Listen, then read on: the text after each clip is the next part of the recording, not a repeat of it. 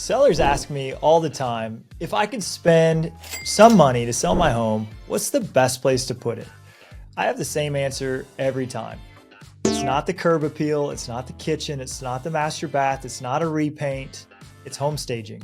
I've sold 20 of my own homes.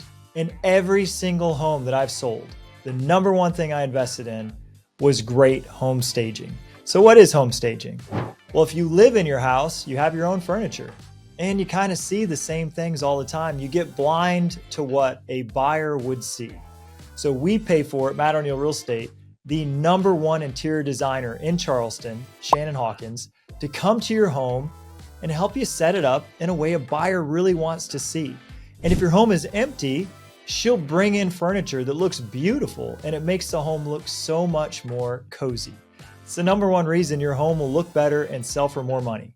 So if you're thinking about home staging, yes, it's worth the cost. Yes, it's worth the time. And Matt O'Neill Real Estate pays for it. So you have nothing to lose. Thinking about selling, reach out to us, mattoneillrealestate.com.